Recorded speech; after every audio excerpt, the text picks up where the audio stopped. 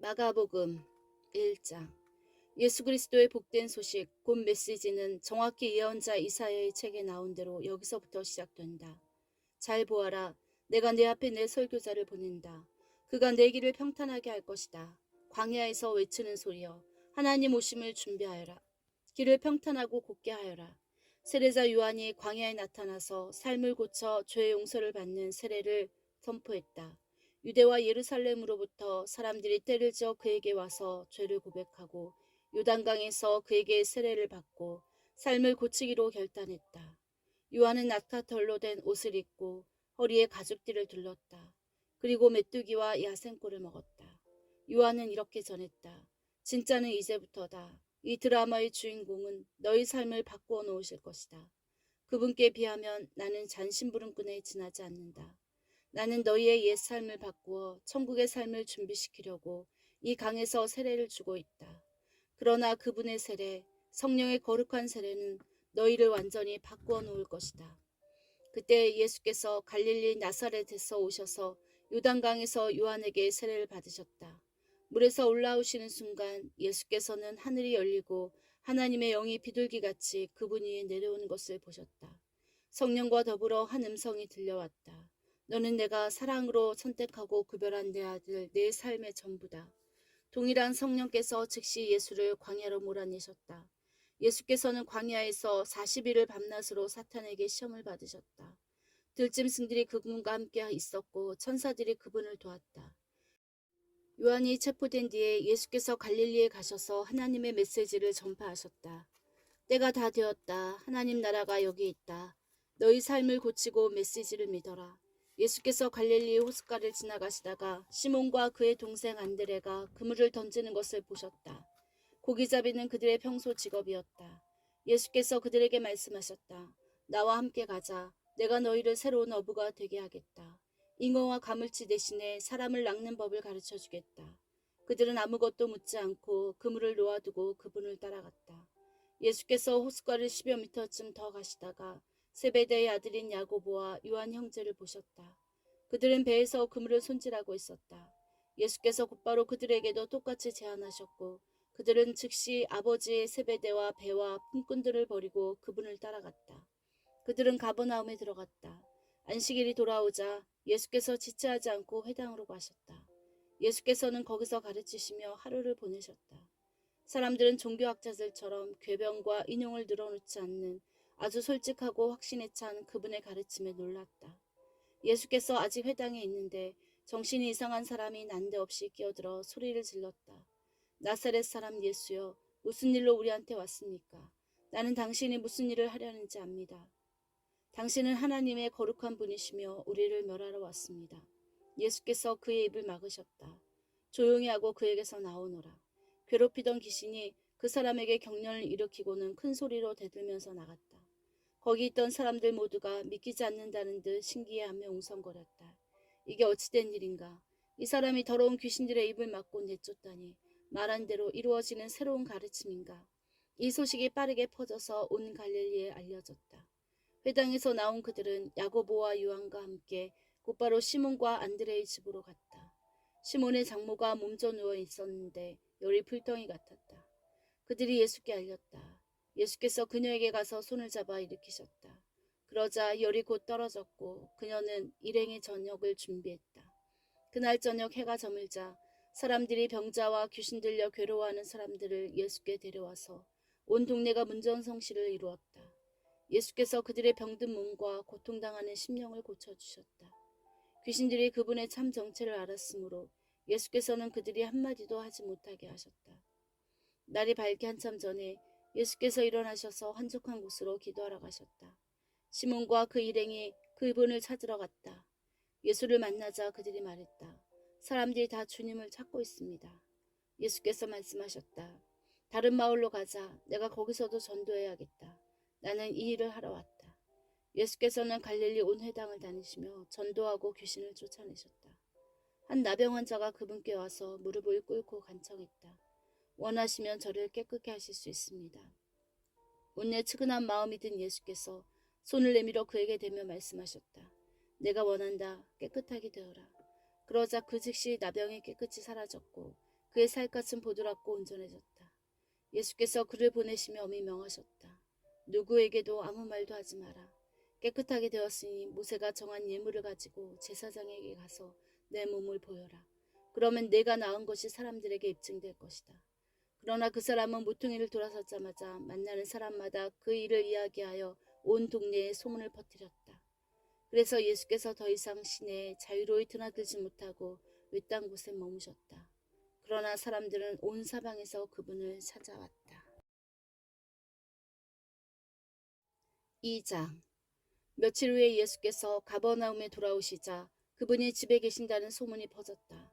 무리가 문 앞을 꽉 메어서 아무도 드나들 수 없었다. 예수께서는 말씀을 가르치고 계셨다. 사람들이 한 중풍병자를 4사람에게 들려서 예수께 데려왔다. 사람이 많아서 안으로 들어갈 수가 없자 그들은 지붕을 뜯어내고 중풍병자를 들것에 달아내렸다. 그들의 담대한 믿음에 감동하신 예수께서 중풍병자에게 말씀하셨다. 아들아, 내가 네 죄를 용서한다. 거기 앉아있던 몇몇 종교학자들이 자기들끼리 수군거리며 말했다. 저렇게 말하면 안 되지. 저것은 신성모독이다. 오직 하나님만이 죄를 용서하실 수 있다. 예수께서 그들의 생각을 곧바로 아시고 말씀하셨다. 너희는 어찌 그리 의심이 많느냐. 중풍병자에게 내가 내 죄를 용서한다고 말하는 것과 일어나 내 들 것을 들고 걸어가라 말하는 것 중에 어느 쪽이 더 쉽겠느냐. 내가 인자인 것과 내가 어느 쪽이든 행할 권한이 있다는 것을 분명히 보여주겠다. 그러고는 중풍병자를 바라보시며 이렇게 말씀하셨다. 일어나거라. 내 들 것을 들고 집으로 가거라. 그 사람은 그 말씀대로 일어나서 들 것을 가지고 모두가 보는 앞에서 걸어나갔다. 사람들은 도무지 믿기지가 않아 자신들의 눈을 비볐다. 그리고 나서 하나님을 찬송하며 말했다. 우리 평생에 이런 일은 처음 본다. 예수께서 다시 호숫가를 걸으셨다. 무리가 다시 그분께 왔고 예수께서는 그들을 가르치셨다. 예수께서 거니시다가 알페오의 아들 레위가 자기 일터에서 세금을 걷고 있는 것을 보셨다. 예수께서 말씀하셨다. 나와 함께 가자. 그는 따라갔다. 나중에 예수와 그의 제자들이 평판이 좋지 않은 무리와 함께 집에서 저녁을 먹고 있었다. 보기에는 아닐 것 같지만 그들 가운데 적지 않은 사람들이 이미 그분을 따르고 있었다. 종교학자와 바리새인들은 예수께서 그런 무리와 어울리는 것을 보고 그분의 제자들에게 따졌다. 쓰레기 같은 인간들과 친하게 지내다니 이게 무슨 본이 되겠소. 예수께서 들으시고 반박하셨다. 의사가 필요한 사람이 누구냐? 건강한 사람이냐? 병든 사람이냐? 내가 여기 있는 것은 영적으로 건강한 사람을 초청하려는 것이 아니라 죄로 병든 사람을 초청하려는 것이다. 요한의 제자들과 바리새인들의 제자들은 금식하는 습관들이 있었다. 몇몇 사람들이 예수께 와서 따졌다. 요한을 따르는 이들과 바리새인들은 금식 훈련을 하는데 당신을 따르는 이들은 왜 그렇게 하지 않습니까? 예수께서 말씀하셨다. 즐거운 결혼식 중에는 빵과 포도주를 아끼지 않고 실컷 먹는다. 나중에 허리띠를 졸라맬 일이 있을지 모르지만 지금은 아니다. 신랑 신부와 함께 있는 동안에는 즐겁게 보내는 법이다. 정겨운 축하의 모닥불에 찬물을 끼얹는 사람은 없다. 하나님 나라가 임한다는 것은 바로 이런 것이다. 예수께서 계속해서 말씀하셨다. 멀쩡한 스카프를 잘라서 낡은 작업복에 대고 깁는 사람은 없다. 서로 어울리는 천을 찾게 마련이다. 그리고 금이 간 병에는 포도주를 담지 않는 법이다. 어느 안식일에 예수께서 곡식이 무르익은 밭 사이를 걷고 계셨다. 제자들이 길을 가다가 곡식 이삭을 땄다. 바리새인들이 그 일로 예수께 말했다. 보십시오. 당신의 제자들이 안식일 규정을 어기고 있습니다. 예수께서 말씀하셨다. 너희는 다윗이 배고플 때에 자기와 함께한 동료들과 한 일을 읽어보지 못했느냐. 그가 성소에 들어가 대제사장 아비아들이 보는 앞에서 제단에서 간 물려낸 빵, 곧 제사장들 외에는 아무도 먹지 못하게 되어 있는 거룩한 빵을 먹고 자기 동료들에게도 주지 않았느냐. 이어서 예수께서 말씀하셨다. 우리를 위해 안식일이 만들어진 것이지 안식일을 위해 우리가 만들어진 것은 아니다. 인자는 안식일의 종이 아니라 주인이다. 3장. 예수께서 다시 회당에 들어가시니 거기에 한쪽 손이 오그라든 사람이 있었다. 바리새인들은 혹시나 안식일 위반으로 예수를 잡을까 하여 그 사람을 고쳐주나 보려고 그분을 주시했다. 예수께서 손이 오그라든 사람에게 말씀하셨다. 우리가 잘 볼 수 있도록 여기 서거라. 예수께서 이번에는 사람들에게 말씀하셨다. 어떤 행동이 안식일에 가장 합당하냐? 선을 행하는 것이냐? 악을 행하는 것이냐? 사람을 돕는 것이냐? 무력한 상태로 버려두는 것이냐? 아무도 말이 없었다. 예수께서는 그들의 비정한 종교에 노하여 그들의 눈을 하나씩 쳐다보셨다. 그러고는 그 사람에게 말씀하셨다. 내 손을 내밀어라. 그가 손을 내밀자 그 손이 새 손과 같이 되었다. 바리새인들은 서둘러 그곳을 빠져나가 어떻게 하면 헤롯의 당원들과 합사하여 그분을 파멸시킬 것인지 흥분하며 이야기했다. 예수께서 그곳을 피해 제자들과 함께 바닷가로 떠나셨다. 그러나 갈릴리에서 큰 무리가 따라왔고 유대와 예루살렘과 이두메와 요단강 건너편과 두로와 시돈 근방에서도 큰 무리가 따라왔다. 그들은 말로만 전해 듣던 것을 직접 눈으로 보려고 왔다. 예수께서는 무리에게 밟히지 않도록 제자들에게 배를 준비하게 하셨다.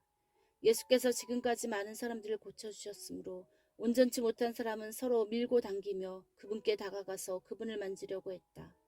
악한 귀신들이 그분을 알아보고는 엎드려 부르짖었다. 당신은 하나님의 아들입니다. 그러나 예수께서는 그 말을 받아들이지 않으셨다. 그들의 입을 다물게 하여 자신의 정체를 사람들에게 알리지 못하게 막으셨다. 예수께서 산에 올라가셔서 자신이 원하는 사람들을 초청하셨다. 그들이 함께 올라갔다. 예수께서 12명을 정하시고 그들을 사도로 임명하셨다. 그분의 계획은 그들로 하여금 함께 있게 하고 그들을 보내 말씀을 선포하게 하며 그들에게 귀신을 쫓아내는 권세를 주시려는 것이었고 12명은 다음과 같다. 시몬, 나중에 예수께서 그에게 베드로 곧 바위라는 이름을 지어주셨다. 세베대의 아들 야고보, 야고보의 동생 요한. 예수께서 세베대의 두 아들에게는 천둥의 아들을 뜻하는 보아너기라는 별명을 붙여주셨다. 안드레, 빌립, 바돌로메, 마테, 도마, 알페오의 아들 다데오, 가나안 사람 시몬 가룟 유다, 그분을 배반한 자다. 예수께서 집에 오시자 여느 때처럼 무리가 모여들었다. 예수께서 이것저것 해달라고 청하는 사람들이 많아서 그분은 식사할 겨를조차 없었다. 예수의 친구들이 상황을 듣고서 필요하다면 억지로라도 그분을 구해내려고 왔다. 그들은 그분이 정신을 잃어가는 것은 아닌지 의심했다. 예루살렘에서 종교학자들이 내려와서 예수가 마술을 부리고 마귀의 속임수를 써서 그 능력으로 사람들의 이목을 끌고 있다는 소문을 퍼뜨렸다. 예수께서 그들의 비방에 이런 이야기로 맞섰다. 마귀를 보내 마귀를 잡고 사탄을 이용해 사탄을 없앤다는 것이 말이 되느냐. 늘 싸움질하는 가정은 무너지게 마련이다. 사탄이 사탄과 싸우고 있으면 사탄은 이는 남아나지 못할 것이다. 환한 대낮에 시퍼렇게 눈을 뜬 건장한 사내의 집에 들어가서 그 살림을 가지고 달아나려면 먼저 그 사람을 묶어야 하지 않겠느냐. 그를 묶으면 집을 깨끗이 털 수 있다. 잘 들어라. 내가 너희에게 경고한다. 용서받지 못할 말이나 행동은 없다. 그러나 너희가 하나님의 성령을 끝까지 비방하면 너희를 용서하시는 바로 그분을 물리치는 것이 된다. 그것은 너희 자신이 걸터 앉은 나뭇가지를 토로 잘라내는 것이며 용서하시는 그분과의 모든 관계를 너희 자신의 사악함으로 끊어버리는 것이다. 예수께서 이렇게 경고하신 것은 그들이 그분을 악한 자와 한패로 몰았기 때문이다. 그때 예수의 어머니와 동생들이 나타났다.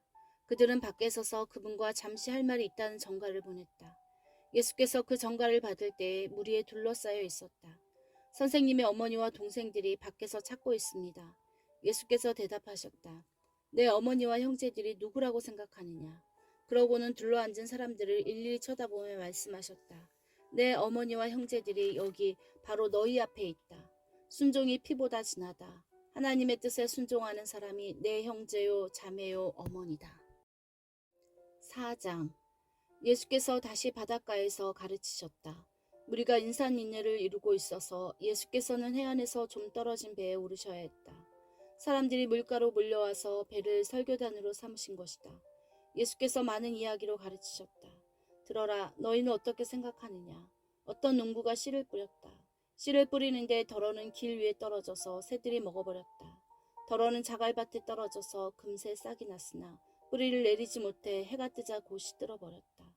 덜어는 잡초밭에 떨어져서 싹이 났으나 잡초 틈새에 짓눌려 아무 소득이 없었다. 덜어는 좋은 땅에 떨어져서 무성하게 자라 농부가 생각지도 못한 큰 결실을 맺었다. 너희는 듣고 있느냐? 정말로 듣고 있느냐? 예수께서 따로 계실 때 그분 곁에 있던 사람들이 12 제자와 함께 그 이야기에 대해 물었다. 예수께서 그들에게 말씀하셨다. 너희에게는 하나님 나라를 아는 깨달음이 주어졌다. 너희는 하나님 나라가 어떻게 되어가는지 안다. 그러나 아직 볼 줄 모르는 사람들에게는 모든 것을 이야기로 풀어나간다. 마음을 준비시키고 마음을 열어 깨닫도록 주의를 환기시키려는 것이다. 그들은 눈을 떴으나 하나도 보지 못하고 귀가 열렸으나 한마디도 알아듣지 못하며 돌아서지도 않고 용서받기도 거부한다. 예수께서 계속해서 말씀하셨다. 이 이야기가 어떻게 되어가는지 알겠느냐? 내가 하는 모든 이야기는 이렇게 이루어진다. 농부가 말씀을 뿌린다. 어떤 사람은 딱딱한 길바닥에 떨어진 씨와 같다. 말씀을 듣자마자 사탄이 그 속에 뿌려진 것을 낚아채 간다. 또 어떤 사람은 자갈밭에 떨어진 씨와 같다. 그는 처음 말씀을 들을 때는 아주 뜨겁게 반응한다. 하지만 성품의 토양이 얕다 보니 감정이 식거나 어려움이 닥치면 아무 쓸모없게 되고 만다. 잡초밭에 떨어진 씨는 천국 소식을 듣기는 듣지만 해야 할 온갖 일과 갖고 싶은 것에 대한 염려로 짓눌려 있는 사람을 가리킨다. 스트레스에 숨이 막혀서 들은 것조차 아무 소득이 없다. 그러나 좋은 땅에 뿌려진 씨는 말씀을 듣고 품어서 생각지도 못한 큰 결실을 맺는 사람을 가리킨다. 예수께서 계속해서 말씀하셨다. 집에 등잔을 가져와서 통 속이나 침대 밑에 두는 사람이 있느냐? 탁자나 선반 위에 두지 않느냐? 우리는 비밀을 감추어 두지 않고 오히려 말할 것이다. 숨기지 않고 오히려 밝히 드러낼 것이다. 너희는 듣고 있느냐? 정말로 듣고 있느냐? 내가 하는 말을 잘 들어라. 세상에서 너희 힘으로 잘 될 수 있다는 약삭빠른 충고를 조심하여라. 받는 것보다 주는 것이 더 낫다. 베품은 베품을 낳는다. 인색하면 가난해진다. 예수께서 또 말씀하셨다. 하나님 나라는 어떤 사람이 밭에 씨를 뿌리고는 잊어버린 채 잠자리에 든 것과 같다. 씨는 싹이 터서 자라나는데 그는 어떻게 된 일인지 모른다. 그의 도움 없이 땅이 다 알아서 한다. 처음에는 푸른 줄기를 내고 다음에는 꽃봉오리를 내고 그 다음에는 익은 곡식이다. 곡식이 완전히 연글면 거둔다. 추수할 때가 된 것이다. 하나님 나라를 어떻게 묘사할 수 있을까? 어떤 이야기가 좋을까? 하나님 나라는 솔씨 하나와 같다. 솔씨는 땅에 떨어질 때 씨로서는 아주 작지만 일단 심으면 가지가 무성한 큰 나무로 자란다. 독수리들이 그 안에 둥지를 틀 정도다. 예수께서는 이처럼 많은 이야기로 메시지를 전해주시면서 그들의 경험과 성숙도에 맞게 이야기를 들려주셨다. 예수께서 이야기 없이는 말씀하지 않으셨다. 그리고 제자들과 따로 있을 때에 모든 것을 다시 설명해 주셨다. 혼란스러운 것을 정리하시고 얽힌 것은 풀어주셨다. 그날 늦게 예수께서 제자들에게 말씀하셨다. 저편으로 건너가자. 제자들은 그분을 배에 계신 그대로 모시고 갔다. 다른 배들도 따라갔다. 그때 큰 풍랑이 일어났다. 파도가 배 안으로 들이쳐서 배가 가라앉으려고 했다. 예수께서는 배 뒤쪽에서 베개를 베고 주무시고 계셨다. 제자들이 그분을 깨우며 말했다. 선생님, 우리가 빠져 죽게 되었는데 아무렇지도 않습니까? 잠에서 깬 예수께서 바람에게 조용하라고 하시고 바다에게 고요하여라 잠잠하여라 하고 말씀하셨다. 바람이 숨을 먹고 바다는 호수처럼 고요해졌다. 예수께서 제자들을 꾸짖으셨다. 어째서 너희는 이토록 겁이 많으냐? 그렇게도 믿음이 없느냐? 그들은 놀라고 두려워서 어쩔 줄을 몰라 했다. 도대체 이분은 누구신가? 바람과 바다도 마음대로 부리시다니. 5장. 그들은 바다 건너편 거라사 사람들의 지방에 이르렀다. 예수께서 배에서 내리시자 묘지에서 어떤 미친 사람이 그분께 나왔다. 그는 거기 무덤 사이에서 살았다. 아무도 그를 잡아둘 수 없었다. 사슬을 채울 수도 결박할 수도 없었다. 사람들이 여러 번 사슬과 밧줄로 묶었지만 그때마다 그는 사슬을 부서뜨리고 밧줄을 끊어버렸다. 아무리 힘센 사람도 그를 꺾을 수 없었다. 그는 밤낮으로 무덤과 산을 어슬렁거리면서 고함을 지르고 뾰족한 돌로 제 몸을 마구 상하게 했다. 그가 멀찍이서 예수를 보고 달려와 그분 앞에 경배하며 엎드렸다. 그러고는 고함 지르며 따졌다. 지극히 높으신 하나님의 아들 예수여, 무슨 일로 내게 간섭합니까? 제발 나를 괴롭게 하지 마십시오. 예수께서 이미 그 악한 귀신에게 나오너라, 그 사람에게서 나오너라 하고 명령하신 뒤였다. 예수께서 그에게 물으셨다. 내 이름이 무엇이냐?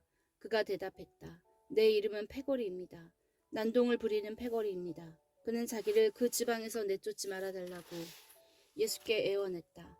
마침 근처 언덕에서 큰 돼지떼가 땅을 파헤치며 먹을 것을 찾고 있었다. 귀신들이 예수께 애걸했다. 우리를 돼지에게 보내셔서 그 속에서 살게 해주십시오. 예수께서 그렇게 하라고 말씀하셨다. 그러나 돼지떼의 형편은 그 사람의 형편보다 더 나빠졌다. 돼지들이 미쳐서 벼랑으로 우르르 몰려가더니 바다에 빠져 죽은 것이다. 돼지를 치던 사람들이 혼비백산하여 도망쳐서 시내와 마을에 그 이야기를 전했다. 다들 어찌된 일인지 보고 싶어 했다. 사람들이 예수께 다가와서 보니 미친 사람이 단정한 옷차림과 멀쩡한 정신으로 앉아 있었다. 그는 더 이상 걸어다니는 정신병원이 아니었다. 그 일을 처음부터 목격한 사람들이 귀신 들린 사람과 돼지떼에게 벌어진 일을 그들에게 말해주었다. 그들은 처음엔 두려워하다가 나중에는 언짢아했다. 돼지들이 익사한 것 때문에 기분이 상했던 것이다. 그들은 예수께 그곳을 떠나 다시는 오지 말라고 당부했다. 예수께서 배에 오르실 때에 귀신한테서 놓인 그 사람이 자기도 함께 가게 해달라고 간청했으나 그분은 허락하지 않으셨다. 예수께서 말씀하셨다. 내 집, 내 가족한테 가거라. 주께서 무엇을 하셨고 어떻게 너를 불쌍히 여기셨는지 그들에게 이야기하여라. 그 사람은 돌아가서 예수께서 자기에게 행하신 일을 대가볼리 근방에 전하기 시작했다. 그는 동네의 화제거리였다. 예수께서 배를 타고 건너가시자 큰 무리가 바닷가에서 그분을 맞이했다. 회당 지도자 가운데 야이로라는 사람이 왔다. 그는 예수를 보고는 무릎을 꿇고 정신없이 애원했다. 제 사랑하는 딸이 죽음의 문턱에 있습니다. 병이 나아서 살 수 있도록 오셔서 손을 얹어주십시오. 예수께서 그와 함께 가시는데 온 무리가 따라가며 그분을 밀고 당겼다. 12년 동안 혈류증으로 고생한 한 여자가 예수의 소문을 들었다. 여자는 많은 의사들에게 치료를 받았으나 형편없는 치료로 돈만 날리고 상태가 이전보다 더 나빠졌다. 여자는 뒤에서 슬그머니 다가가 예수의 옷을 만졌다. 이분의 옷에 손가락 하나만 대어도 내가 낫겠다고 생각한 것이다. 여자가 손을 대는 순간에 흐르던 피가 멈추었다. 여자는 번화를 느낄 수 있었고 자신의 병이 깨끗이 나은 것을 알았다. 그 순간 예수께서 자신에게 기운이 나간 것을 아시고 무리에게 돌아서서 물으셨다. 누가 내 옷에 손을 대었느냐? 제자들이 말했다. 무슨 말씀이신지요? 우리가 이렇게 밀고 당기는데 누가 내게 손을 대었느냐고 물으시다니요. 손을 댄 사람이 수십 명은 될 것입니다. 그러나 예수께서는 누가 그렇게 했는지 보려고 계속 둘러보며 물으셨다. 자기가 한 일을 알고 있던 그 여자는 두려워 떨며 앞으로 나갔다. 여자는 그분 앞에 무릎을 꿇고 자초지정을 이야기했다. 예수께서 여자에게 말씀하셨다. 딸아, 너는 믿음의 모험을 했고 이제 온전해졌다. 잘 살아라. 병이 나았으니 복되게 살아라. 예수께서 아직 말씀하시는 중에 회당장의 집에서 사람들이 와서 회당장에게 말했다. 따님이 죽었습니다. 선생님을 더 괴롭게 해드릴 일이 있겠습니까? 예수께서 그들이 하는 말을 들으시고 그 회당장에게 말씀하셨다. 그들의 말을 듣지 말고 나만 신뢰하여라. 예수께서는 베드로, 야고보, 요한 외에는 아무도 따라오지 못하게 하셨다. 회당장의 집에 들어간 그들은 이야깃거리를 찾는 입방아꾼들과 음식을 나르는 이웃 사이를 헤치고 지나갔다. 예수께서 불쑥 말씀하셨다. 어째서 이렇게 너도 나도 울고 불고 말이 많으냐? 이 아이는 죽은 것이 아니라 자고 있다. 사람들은 저거 알지도 못하면서 저런 말을 한다고 비웃었다. 예수께서 그들을 다 내보내신 뒤에 아이 부모와 자기 동료들만 데리고 아이 방으로 들어가셨다. 예수께서 소녀의 손을 꼭 잡고 말씀하셨다. 달리다 굼. 이는 소녀야 일어나라는 뜻이다. 그러자 소녀가 일어나서 걸어다녔다. 소녀의 나이는 12살이었다. 그들은 모두 기뻐서 어쩔 줄 몰라 했다. 예수께서는 그 방에서 일어난 일을 아무에게도 알리지 말라고 그들에게 엄히 명하셨다. 그리고 아이에게 먹을 것을 주어라 하고 말씀하셨다. 6장. 예수께서 그곳을 떠나 자기 고향으로 돌아가셨다. 제자들도 함께 갔다. 안식일에 예수께서 회당에서 설교하셨다. 예수께서는 모든 사람의 감탄을 자아낼 정도로 대단하셨다. 사람들이 말했다. 이 사람이 이렇게 훌륭한 사람인지 미처 몰랐다. 어떻게 이렇게 갑자기 지혜로워지고 이런 능력을 갖게 되었을까? 그러나 한편으로 그들은 언제 그랬냐는 듯이 어느새 그분을 깎아내리고 있었다. 이 사람은 목수요 마리아의 아들에 불과하다. 우리는 그를 어려서부터 알았다. 그의 동생 야고보와 요셉과 유다와 시몬 그리고 그의 누이들도 우리가 안다. 도대체 그는 자기가 누구라고 저러는 것인가? 그들은 예수에 대해 조금 아는 것에 걸려 넘어졌던 것이다. 그들은 거기서 더 이상 나아가지 못했다. 예수께서 그들에게 말씀하셨다. 예언자는 자기 고향, 자기 친척, 자기가 어려서 놀던 길목에서는 별로 존경을 받지 못하는 법이다. 예수께서는 거기서 많은 일을 행하실 수 없었다. 몇몇 병자들에게 손을 얹어 고쳐주신 것이 전부였다. 그들의 완고함을 예수께서도 어찌할 수 없었다. 그래서 예수께서는 그곳을 떠나 다른 마을을 다니시며 가르치셨다. 예수께서 12제자를 부르셔서 둘씩 짝을 지어 내보내시며 그들에게 악한 세력을 물리치는 권세와 능력을 주셨다. 예수께서는 그들을 보내시며 이런 지침을 주셨다. 이 일에 별도의 준비가 필요하다고 생각하지 마라. 먼저 너희 자신을 준비하여라. 특별히 돈을 모금할 것도 없다. 간소하게 하여라. 고급 영화도 안 된다. 적당한 곳을 찾아가 떠날 때까지 그곳으로 만족하여라. 사람들이 너희를 맞아들이지 않고 너희 말을 듣지 않거든 조용히 나오너라. 소란 피울 것 없다. 무시해버리고 너희의 길을 가면 된다. 곧 제자들은 길을 나섰다. 그들은 삶이 근본적으로 달라질 수 있음을 기쁜 마음으로 긴박하게 전했다. 가는 곳마다 귀신을 쫓아냈다. 병자들의 몸에 기름을 발라 건강을 되찾게 해주고 그들의 심령을 고쳐주었다. 예수의 이름이 만인의 입에 오르내리고 있을 즈음에 헤롯 왕도 그 모든 소식을 들었다. 그가 말했다. 죽은 세례자 요한이 다시 살아난 것이 틀림없다. 그래서 그 사람이 능히 기적을 행하는 것이다. 다른 사람들이 말했다. 아닙니다. 그는 엘리야입니다. 또 다른 사람들이 말했다. 그는 예언자입니다. 옛 예언자들 가운데 한 사람과 같습니다. 그러나 헤롯은 굽히지 않았다. 틀림없이 요한이다. 내가 그의 목을 베었는데 이제 그가 다시 살아난 것이다. 헤롯은 자기 동생의 빌립의 아내였던 헤로디아의 잔소리에 못 이겨 요한의 체포를 명하고 그에게 사슬을 채워 감옥에 가두었던 자다. 요한은 헤롯과 헤로디아의 관계가 불륜이라고 말해 헤롯을 자극했다. 헤로디아는 증오에 맞사무쳐서 요한을 죽이고 싶었으나 헤롯이 요한을 두려워하여 감히 그렇게 하지 못했다. 요한이 거룩한 사람이라고 굳게 믿고 있던 헤롯은 그를 특별 대우했다.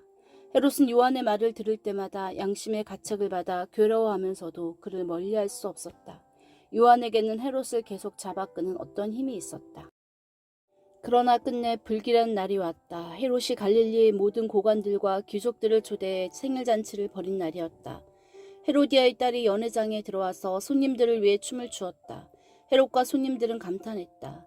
왕의 소녀에게 말했다. 내게 무엇이든 청하거라. 내가 원하는 것이면 무엇이든 주마. 그는 흥분하여 계속했다. 맹세하건대 내가 말만 하면 내 나라를 너와 반반씩이라도 나누겠다. 그 딸은 어머니에게 돌아가서 말했다. 무엇을 청할까요? 세례자 요한의 머리를 달라고 하거라. 딸은 급히 왕에게 달려가서 말했다. 지금 당장 세례자 요한의 머리를 쟁반에 담아주십시오. 왕은 한순간 정신이 번쩍 들었다.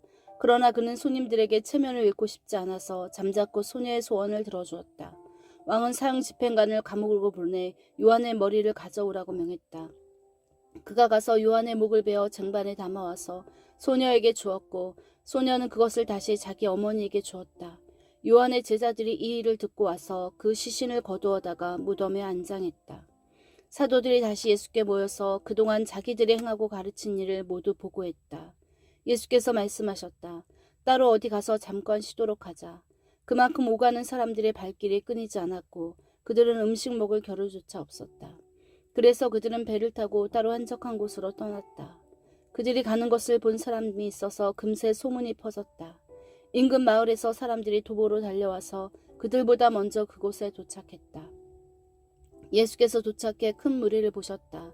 목자 없는 양 같은 그들을 보시니 그분 마음이 찢어지는 것 같았다. 예수께서는 곧바로 그들을 가르치기 시작하셨다. 어느새 저녁이 되었다. 시간이 많이 흘렀다고 생각한 제자들이 말씀 사이에 끼어들었다. 여기는 허허벌판이고 시간도 많이 늦었습니다. 이제 기도하시고 사람들을 보내어 저녁이라도 먹게 해야겠습니다. 예수께서 말씀하셨다. 너희가 이들의 저녁을 마련하여라. 그들이 대답했다. 진심이십니까? 가서 이들의 저녁거리에 큰돈을 쓰라는 말씀이신지요. 그러나 그분의 말씀은 진심이었다. 너희에게 빵이 몇 개나 있는지 알아보아라. 오래 걸릴 것도 없었다. 5개입니다. 그들이 말했다. 그리고 물고기가 2마리 있습니다. 예수께서는 그를 모두를 50명 100명씩 무리지어 앉게 했다. 그 모습이 마치 푸른 초장에 펼쳐진 들꽃으로 엮은 조각보 이불 같았다. 예수께서 빵 5개와 물고기 2마리를 손에 들고 고개 들어 하늘을 우러러 감사 기도를 드리시고 축복하신 다음 빵을 떼어 제자들에게 주셨고 제자들은 다시 그것을 사람들에게 나누어 주었다. 예수께서는 물고기를 가지고 똑같이 하셨다. 사람들 모두가 배불리 먹었다. 제자들이 남은 것을 거두니 12바구니나 되었다. 저녁을 먹은 사람들이 5,000명이나 넘었다.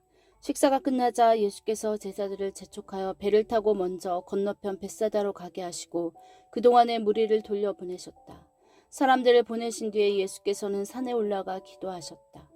밤늦게 배는 이미 바다 멀리까지 나갔는데 예수께서는 아직 무태 혼자 계셨다. 맞바람을 맞아 노를 젓느라고 고생하는 제자들의 모습이 보였다. 새벽 4시쯤에 예수께서 바다 위를 걸어 그들 쪽으로 가셨다. 예수께서 바로 그들 옆을 지나가려고 하셨다. 그러나 제자들은 바다 위를 걸어오시는 예수를 보고서 유령인 줄 알고 무서워 꼼짝도 못한 채 비명을 질렀다. 예수께서 얼른 그들을 안심시키셨다. 안심하여라, 나다, 두려워 마라. 예수께서 배에 오르자마자 바람이 가라앉았다. 제자들은 너무 놀라서 이게 무슨 일인가 싶어 고개를 저었다. 그들은 예수께서 저녁 식사 때 하신 일을 미처 깨닫지 못하고 있었다. 그 무엇도 아직 그들의 마음속까지 파고들지 못했던 것이다. 그들은 게네사렛에 배를 댔다.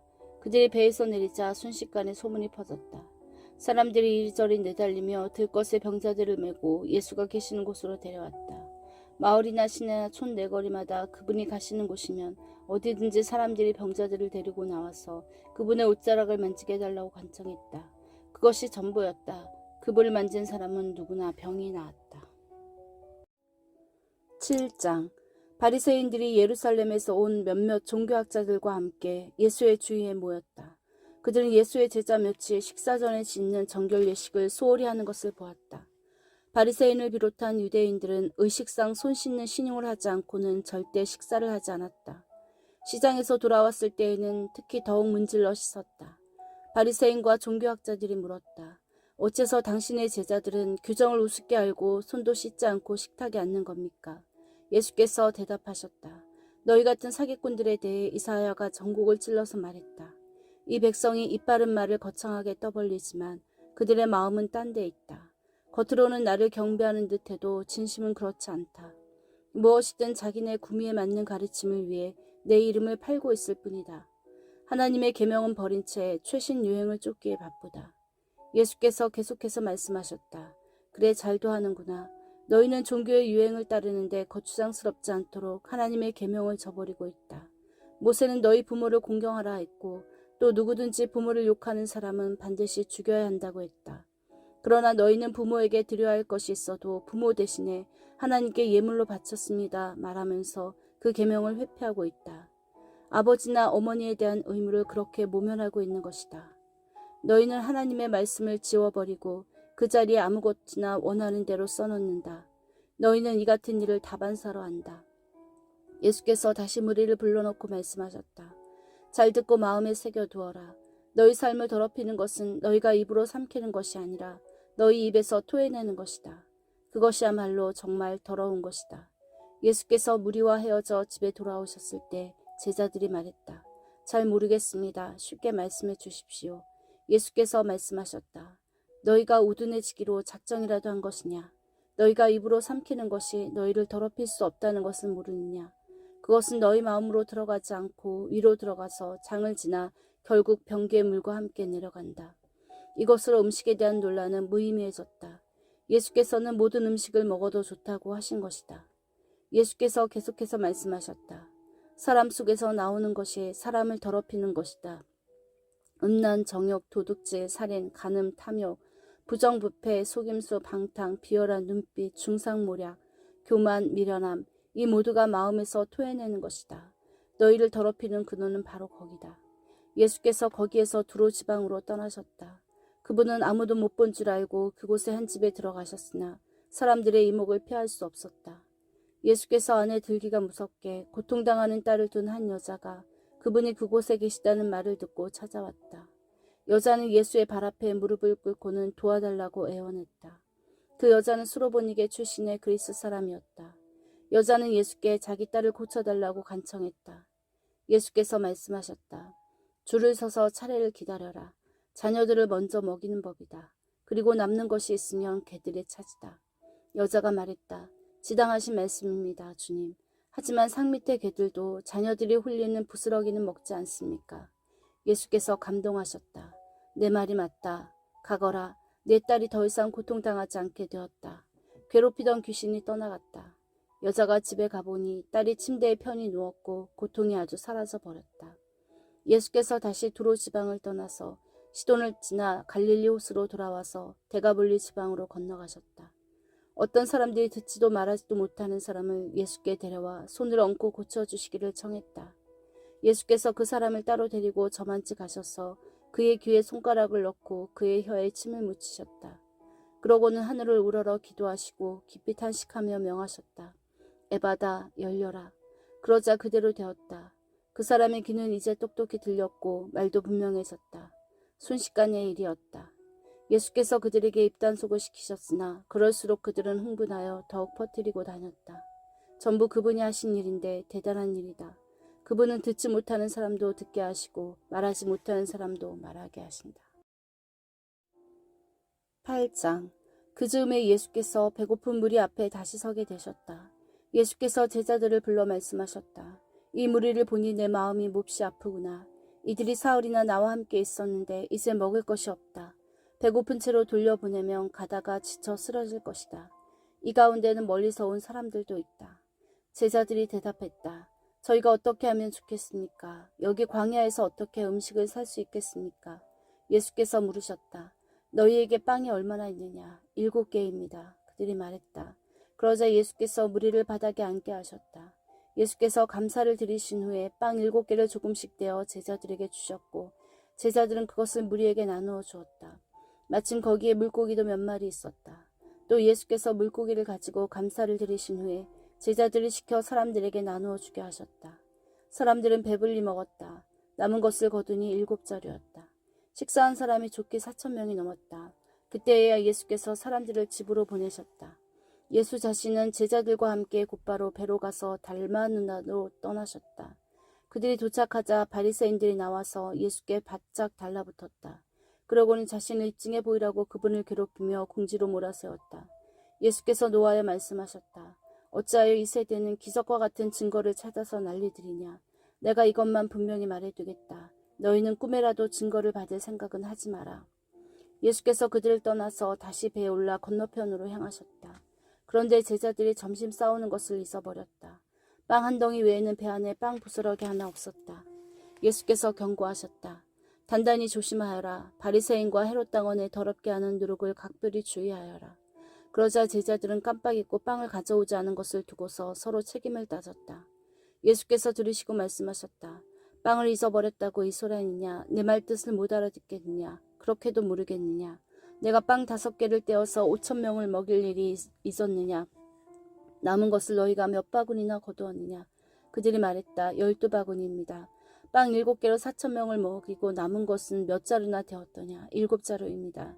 예수께서 말씀하셨다. 아직도 모르겠느냐? 그들이 벳사다에 도착했다. 어떤 사람들이 시력을 잃은 한 사람을 예수께 데려와서 손을 대어 고쳐주시길 청했다. 예수께서 그의 손을 잡고 마을 밖으로 데리고 나가셨다. 그리고 그 사람의 눈에 침을 묻히고 그에게 손을 얹으시며 물으셨다. 무엇이 보이느냐? 그가 고개를 들었다. 사람들이 보입니다. 마치 나무가 걸어가는 것 같습니다. 예수께서 그의 눈에 다시 손을 얹으셨다. 그 사람은 이리저리 보더니 시력이 완전히 회복된 것을 알았다. 모든 것이 2.0 시력으로 밝게 보였던 것이다. 예수께서 그를 곧장 집으로 돌려보내시며 말씀하셨다. 마을로 들어가지 마라. 예수와 제자들이 빌립보의 가이사라 근방에 있는 마을들로 향했다. 걸어가면서 예수께서 물으셨다. 사람들이 나를 누구라고 하더냐? 그들이 말했다. 세례자 요한이라고 하는 사람들도 있고 엘리야라고 하는 사람들도 있고 예언자 가운데 한 사람이라고 하는 사람들도 있습니다. 그러자 예수께서 물으셨다. 그러면 너희는 나를 누구라고 말하겠느냐? 내가 누구냐? 베드로가 대답했다. 주님은 그리스도 곧 메시아이십니다. 예수께서는 그것을 비밀로 하되 아무에게도 입 밖에 내지 말라고 경계하셨다. 그리고는 그들에게 다음 일을 설명하기 시작하셨다. 이제부터 인자는 처참한 고난을 받고 장로와 대제사장과 종교학자들에게 재판에서 유죄를 선고받아 죽임을 당하고 사흘 후에 다시 살아나야 한다. 예수께서는 이 말씀을 그들이 놓치지 않도록 쉽고 분명하게 말씀해 주셨다. 그러나 베드로가 예수를 붙들고 항의했다. 예수께서는 어떻게 받아들여야 할지 몰라서 머뭇거리고 있는 제자들을 돌아보시고 베드로를 꾸짖으셨다. 베드로야, 썩 비켜라. 사단아 물러가라. 넌 하나님이 어떻게 일하시는지 조금도 모른다. 예수께서 제자들과 함께 무리를 옆에 불러놓고 말씀하셨다. 누구든지 나와 함께 가려면 내가 가는 길을 따라가야 한다. 결정은 내가 한다. 너희가 하는 것이 아니다. 고난을 피해 달아나지 말고 오히려 고난을 끌어안아라. 나를 따라오너라. 그러면 내가 방법을 일러주겠다. 자기 스스로 세우려는 노력에는 아무 희망이 없다. 자기를 희생하는 것이야말로 너희 자신 곧 너희의 참된 자아를 구원하는 길이며 나의 길이다. 원하는 것을 다 얻고도 참된 자기 자신을 잃으면 무슨 유익이 있겠느냐. 너희 목숨을 무엇과 바꾸겠느냐. 너희 가운데 누구든지 변덕스럽고 중심 없는 친구들과 사귀면서 나와 너희를 인도하는 내 방식을 부끄러워하면 인자도 아버지 하나님의 모든 영광에 쌓여 거룩한 천사들을 거느리고 올 때 그를 더 부끄럽게 여길 줄로 알아라. 9장. 예수께서 이렇게 쐐기를 박으셨다. 이것은 믿을 수 없는 훗날의 이야기가 아니다. 여기 서 있는 너희 가운데 그렇게 되는 것을 볼 사람들도 있다. 그들은 하나님 나라가 위험 있게 임하는 것을 볼 것이다. 엿새 후에 그들 가운데 세 사람이 정말 그것을 보았다. 예수께서 베드로와 야고보와 요한을 데리고 높은 산에 올라가셨다. 그리고 그들 눈앞에서 그분의 모습이 완전히 변했다. 그분의 옷은 아무리 표백해도 더 하얘질 수 없을 만큼 반짝반짝 빛났다. 엘리야와 모세가 함께 나타나서 예수와 깊은 대화를 나누고 있었다. 베드로가 끼어들었다. 라삐님, 지금은 중대한 순간입니다. 기념비 셋을 세우는 것이 어떻겠습니까? 하나는 주님을 위해, 하나는 모세를 위해, 하나는 엘리야를 위해서 말입니다.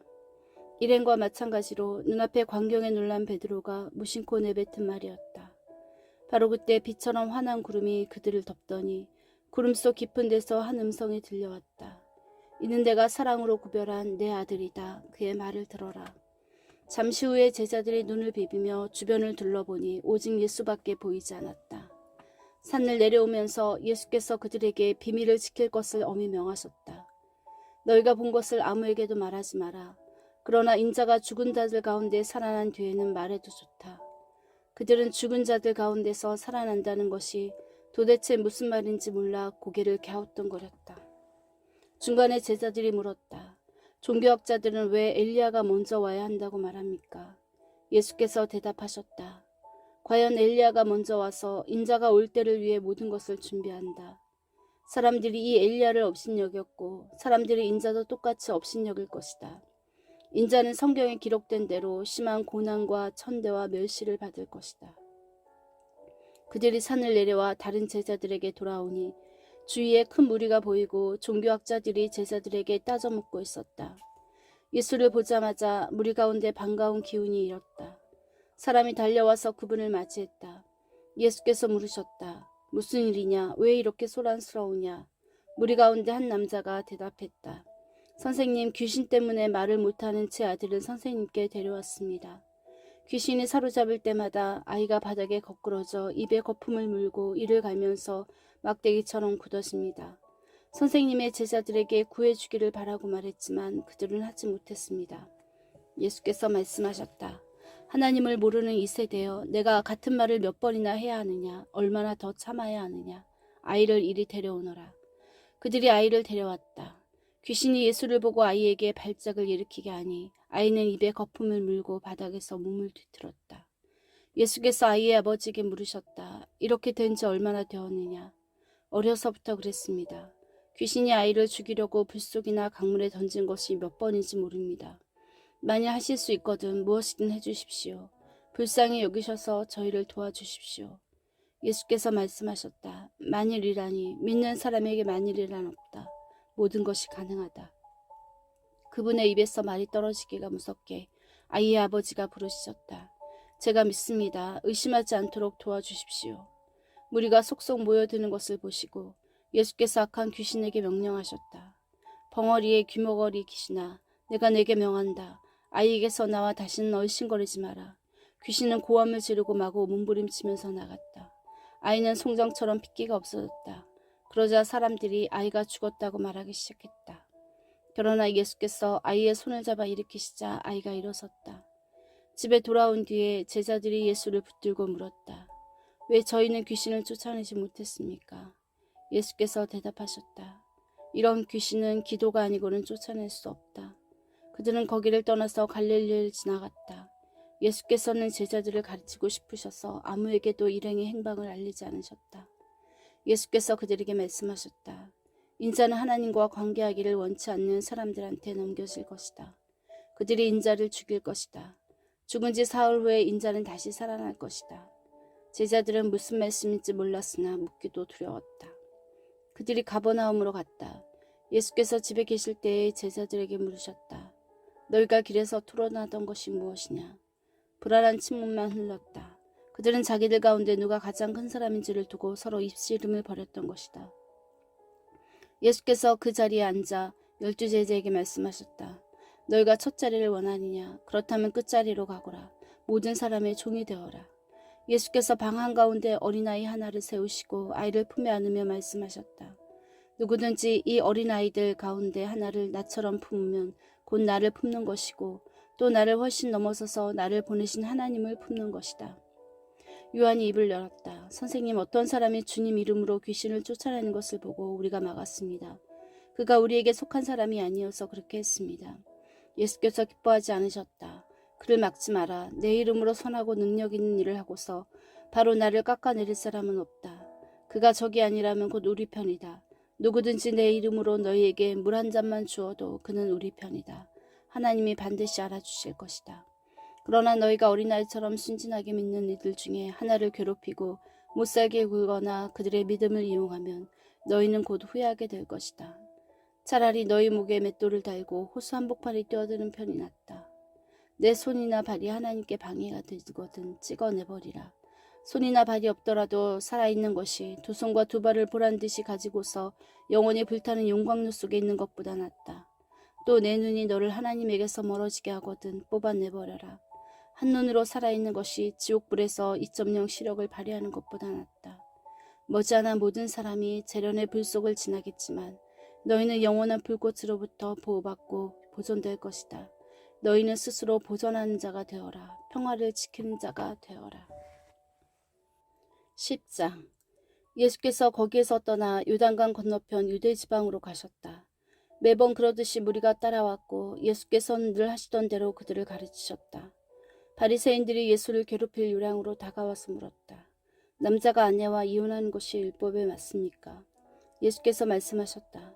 모세가 뭐라고 명령했느냐? 그들이 대답했다. 모세는 이혼 증서를 써주고 아내와 이혼해도 된다고 허락했습니다. 예수께서 말씀하셨다. 모세는 단지 너희의 사악한 마음을 염려해서 그 명령을 기록한 것이다. 처음 창조 때부터 하나님께서는 남자와 여자를 지어 함께 있게 하셨다. 그래서 남자는 부모를 떠나 여자와 결혼하여 한 몸이 된다. 더 이상 둘이 아니라 새롭게 연합하여 한 몸을 이루는 것이다. 남자와 여자의 이 유기적인 연합은 하나님께서 창조하신 것이다. 그러니 누구도 그들을 갈라놓아서 그분의 작품을 모독해서는 안 된다. 집에 돌아와서 제자들이 다시 그 이야기를 꺼냈다. 예수께서 그들에게 단도직입적으로 말씀하셨다. 다른 여자와 결혼하려고 자기 아내와 이혼하는 남자는 아내에게 간음하는 것이다. 또한 다른 남자와 결혼하려고 자기 남편과 이혼하는 여자도 남편에게 간음하는 것이다. 사람들이 예수께서 만져주시기를 바라며 그분께 아이를 데려왔다. 하지만 제자들이 그들을 쫓아냈다. 예수께서 노하시며 제자들에게 말씀하셨다. 이 아이들을 쫓아내지 마라. 절대로 아이들과 나 사이에 끼어서 방해하지 마라. 천국의 삶에는 이 아이들이 중심에 있다. 명심하여라. 너희가 하나님 나라를 아이처럼 단순하게 받아들이지 않으면 절대로 그 나라에 들어갈 수가 없다. 그리고 나서 예수께서 아이들을 품에 안으시고 손을 얹어 축복하셨다. 예수께서 길을 나서는데 한 사람이 달려와서 정중하게 그분을 맞으며 물었다. 선하신 선생님, 제가 무엇을 해야 영원한 생명을 얻겠습니까? 예수께서 말씀하셨다. 어째서 나를 선하다고 하느냐? 오직 하나님 한 분 외에는 선하신 분이 없다.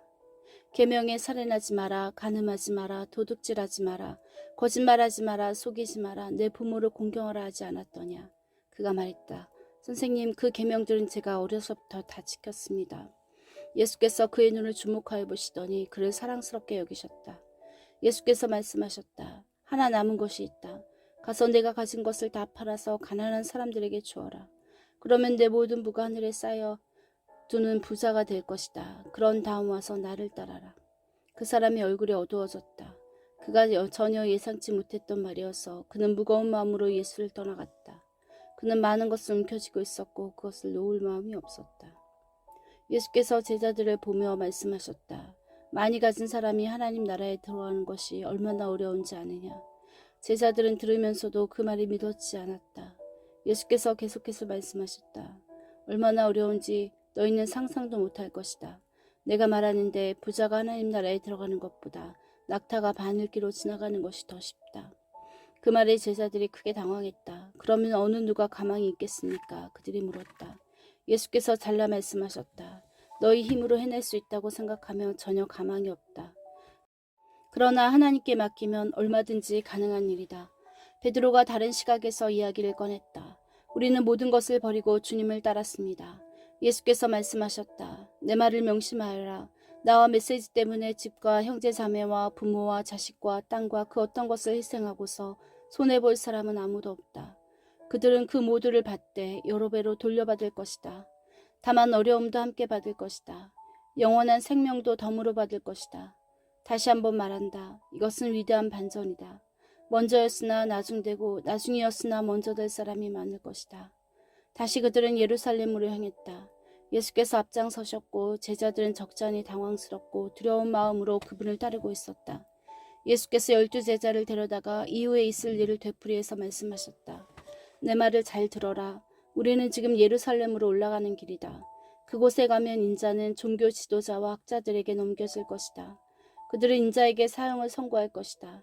그리고 인자를 로마 사람들에게 넘겨주어 조롱하고 침뱉고 고문하고 죽일 것이다. 그러나 사흘 후에 인자는 다시 살아날 것이다. 세베대의 두 아들인 야고보와 요한이 예수께 다가왔다. 선생님, 우리에게 꼭 해주셨으면 하는 일이 있습니다. 무엇이냐? 내가 할 만한 일인지 보자. 그들이 말했다. 주님께서 영광을 받으실 때 우리에게도 최고 영광의 자리를 주셔서 하나는 주님 오른편에 하나는 주님 왼편에 앉게 해주십시오. 예수께서 말씀하셨다. 너희는 너희가 무엇을 구하는지 모른다. 너희는 내가 마시는 잔을 내가 받을 세례를 받을 수 있겠느냐. 그들이 말했다. 물론입니다. 왜 못하겠습니까? 예수께서 말씀하셨다. 생각해보니 너희는 과연 내가 마시는 잔을 마시고 내가 받을 세례를 받을 것이다. 그러나 영광의 자리를 주는 것은 내 습관이 아니다. 그것과 관련해서는 다른 조치가 있을 것이다. 다른 열제자가 이 대화를 듣고 야고보와 요한에게 분통을 터뜨렸다. 예수께서 그들을 불러놓고 바로잡아 주셨다. 하나님을 모르는 통치자들이 얼마나 위세를 부리는지, 사람들이 작은 권력이라도 얻으면 거기에 얼마나 빨리 취하는지 너희는 보았다. 너희는 그래서는 안 된다. 누구든지 크고자 하면 섬기는 사람이 되어야 한다. 너희 가운데 누구든지 첫째가 되고자 하면 먼저 종이 되어야 한다. 인자가 한 일이 바로 그것이다. 인자는 섬김을 받으러 온 것이 아니라 섬기러 왔다. 포로로 사로잡힌 많은 사람들을 살리기 위해 자기 목숨을 내어주려고 왔다. 그들은 여리고에서 얼마 동안 머물렀다. 제자들과 사람들의 행렬이 뒤따르고 예수께서 그곳을 떠나시려는데 디메오의 아들인 바디메오라는 눈먼 거지가 길가에 앉아 있었다. 그는 나사렛 예수가 지나간다는 말을 듣고는 소리치기 시작했다.